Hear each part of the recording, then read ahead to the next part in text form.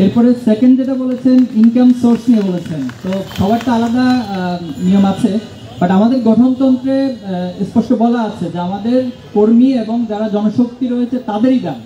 যেমন আমাকে ব্যক্তিগতভাবে মঙ্গল সংগঠনে দান করতে হয়, সেখানে প্রশ্ন হচ্ছে যে আমি কি ইনকাম করি কিনা, বা আমাদের যারা ছাত্র আছে তারা ইনকাম করে কিনা। আমাদের একটা থিওরি আছে যে আমরা ইনকাম করি না কিন্তু খরচ করি, অর্থাৎ আমি যা খরচ করি খরচেরই একটা পার্সেন্টেজ এই সংগঠনে দান করে থাকি। পাশাপাশি হচ্ছে আমাদের যারা সাবেক রয়েছে, যারা বিভিন্ন প্রফেশনালিজম রয়েছে, তারা আমাদেরকে দান করে, মূলত সেখান থেকে আমরা আমাদের এই বিষয়গুলো করি। আর ছাত্র কল্যাণ ফান্ড নামে আমাদের একটা ফান্ড আছে। একজন দর্শক প্রশ্ন করেছেন যে কিভাবে করে এই দানগুলো করতেছে। আমরা এই ছাত্র কল্যাণ ফান্ড আলাদা মেনটেন করি এবং সেখান থেকে মূলত সেখানে সহযোগিতা করা হয়।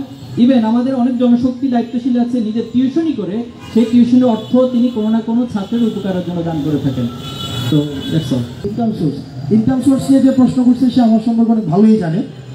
সেটা হচ্ছে প্রথমত হচ্ছে বৈষম্যবিরোধী ছাত্র আন্দোলন ক্রাউড ফান্ডিং এর মধ্য দিয়ে চলেছে। আর আরেকটা বিষয় হচ্ছে এখানে মানে একটা জিনিস আমাদের একটা জানা উচিত সবার, এখানে আমরা মনে করি কি যেমন 2000 কম্বল দেওয়া এই ক্যাম্পাসের মধ্যে, এটার জন্য ব্যক্তিগত ফান্ডিং করতে হয়, কোনো প্রয়োজন নাই। প্রচুর মানুষ টাকা দিতে চায়। অতীতে যেটা হতো, যারা হচ্ছে কনভেনশনাল যে রাজনৈতিক দলগুলো ছিল তারা হচ্ছে বিভিন্ন কোম্পানি থেকে বিভিন্ন অর্গানাইজেশন থেকে টাকা এনে তারা খেয়ে ফেলতো।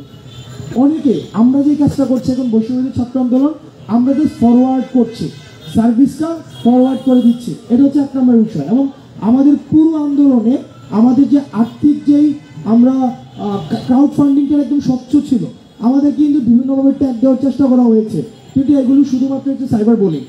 দ্বিতীয়ত আমার জায়গা থেকে, আমার ব্যক্তিগত জায়গায় আমি স্বাবলম্বী। একটা প্রোগ্রাম অ্যারেঞ্জ করা, একটা প্রোগ্রাম ম্যানেজ করা, 2-3 হাজার কম্বল দেওয়া, আমি ব্যক্তিগত জায়গা থেকে এই সক্ষমতা আমার রয়েছে।